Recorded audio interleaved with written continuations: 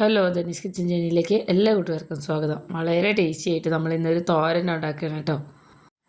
ഒട്ടും തന്നെ പച്ചക്കറിയൊക്കെ കഴിക്കാൻ മടിയുള്ള കുട്ടികൾക്കും അതുപോലെ വലിയവർക്കൊക്കെ നല്ല ഇഷ്ടമാവുന്ന രീതിയിലാണ് ഇത് ഉണ്ടാക്കിയെടുക്കുന്നത്. അപ്പോൾ ഞാനിവിടെ അതിനായിട്ട് എടുത്തിട്ടുള്ള ഒരു പിടി നീളം പയറാണ് കേട്ടോ ഇത്. അതുപോലെ 2 ക്യാരറ്റും എടുത്തിട്ടുണ്ട്. ഇത് നമ്മൾ വീട്ടിലുണ്ടായിട്ടുള്ള പയറാണ് കേട്ടോ. ഇതെല്ലാം കഴുകി ചെറുതാക്കി അരിഞ്ഞെടുത്തതിന് ശേഷം നമ്മളിതൊരു പാത്രത്തിലേക്ക് രണ്ടും കൂടി ഇട്ട് കൊടുക്കണം കേട്ടോ.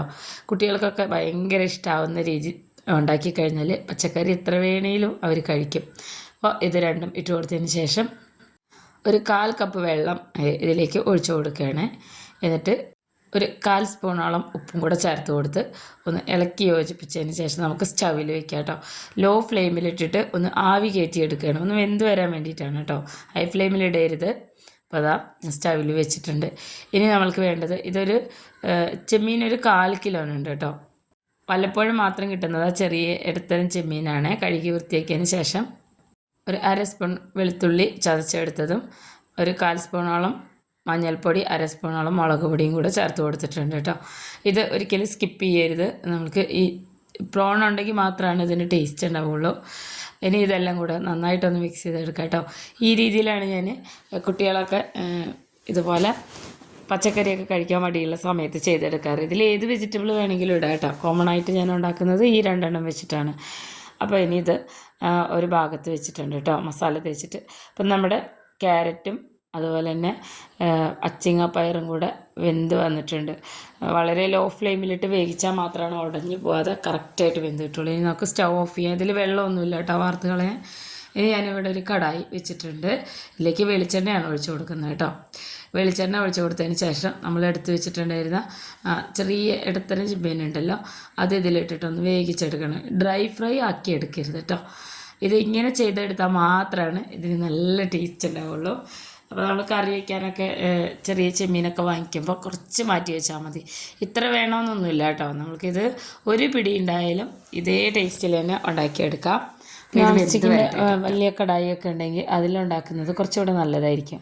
ഞാനിപ്പോൾ ഇങ്ങനത്തെ നാടൻ റെസിപ്പിയൊക്കെ ഉണ്ടാക്കുമ്പോൾ പ്രത്യേകിച്ച് നാട്ടിലൊക്കെ വന്നു കഴിഞ്ഞാൽ ഇന്റാലിയത്തിൻ്റെ അടിക്കനുള്ള ഈ ഒരു കടായാണ് കേട്ടോ എടുക്കുക. അപ്പോൾ ഇതിപ്പോൾ ആയി വന്നിട്ടുണ്ട്. ഇനി നമുക്ക് എണ്ണയിൽ നിന്ന് കോരി മാറ്റാം കേട്ടോ. നമ്മൾ ഒത്തിരി വെളിച്ചെണ്ണ ഒന്നും ചേർത്ത് കൊടുത്തിട്ടില്ല. ഇതൊന്ന് വെന്ത് കിട്ടിയാൽ മതി, ഡീപ്പ് ഫ്രൈ ഒന്നും ആയി കിട്ടണ്ട. അപ്പോൾ ഇതിൽ തന്നെ ഇതിൻ്റെ മസാലകളൊക്കെ കണ്ടില്ലേ ഇങ്ങനെ ഇരിക്കുന്നുണ്ട്. അപ്പോൾ ഈ ഒരു സമയത്ത് വളരെ ലോ ഫ്ലെയിമിലാക്കി കൊടുക്കണം കേട്ടോ. ഇനി നമ്മൾ ഇതിലേക്ക് ചേർത്ത് കൊടുക്കുന്നത് ഒരു 4 ചെറിയ ഉള്ളിയും അതുപോലെ ഒരു 5-6 വെളുത്തുള്ളിയും അരിഞ്ഞെടുത്തതും ഒരു പിടി കറിവേപ്പിലയാണ് കേട്ടോ.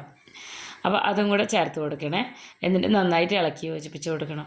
അപ്പോൾ ഈ നമ്മൾ നേരത്തെ ചെമ്മീൻ വറുത്തെടുത്തില്ലേ, അപ്പോൾ അതിൻ്റെ ആ മസാലയൊക്കെ അതിൽ തന്നെ എടുക്കുന്നതുകൊണ്ട് തന്നെ ഇതിന് പ്രത്യേക ഒരു രുചിയും മണമൊക്കെ ആയിരിക്കും കേട്ടോ. കരിഞ്ഞു പോയരുതെന്ന് മാത്രമേ ഉള്ളൂ.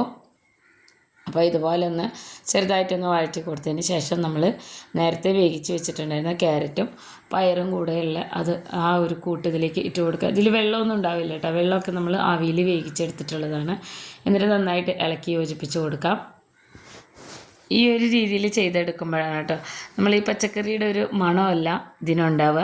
എല്ലാവർക്കും അറിയാം, ചെമ്മീനൊക്കെ കൂട്ടിയിട്ട് നമ്മൾ കറി വെച്ച് കഴിഞ്ഞാൽ നല്ലൊരു മണമാണ് കറിക്ക് ഉണ്ടാവുക. കുറച്ച് മാത്രം മതി. മുരിങ്ങക്കായും ചെമ്മീനും കറി വയ്ക്കും, മാങ്ങയും ചെമ്മീനും കറി വയ്ക്കും. അങ്ങനെ എല്ലാ രീതിയിലും ഈ ചെറിയ ചെമ്മീൻ എല്ലാത്തിൻ്റെ കൂടെ നല്ലൊരു കോംബോ ആണ് കേട്ടോ. അപ്പോൾ നന്നായിട്ട് ഇളക്കി യോജിപ്പിച്ച് കൊടുത്തിട്ടുണ്ട്.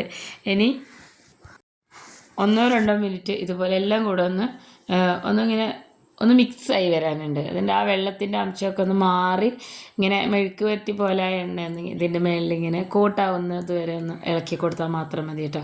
അത്ര വലിയ സമയമൊന്നും എടുക്കില്ല.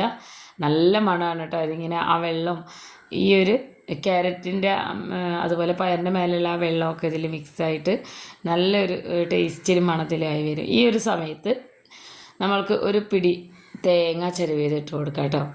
തേങ്ങ ചിരവിയതിട്ടിട്ട് പെട്ടെന്ന് തന്നെ ഒന്ന് ഇളക്കിയെടുക്കണം.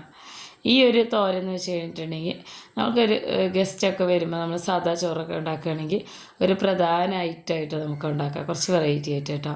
ഞാൻ അങ്ങനെയൊക്കെ ചെയ്തെടുക്കുന്നതാണ് വീട്ടിൽ. ഇതുപോലെ കറി വയ്ക്കാനൊക്കെ ഇടത്തരം ചെമ്മീൻ കിട്ടി കഴിഞ്ഞാൽ, പ്രത്യേകിച്ച് ഇത് ചെറിയ ചെമ്മീനിൽ ചെയ്യുമ്പോഴാണ് കേട്ടോ ടേസ്റ്റ് ഉള്ളൂ.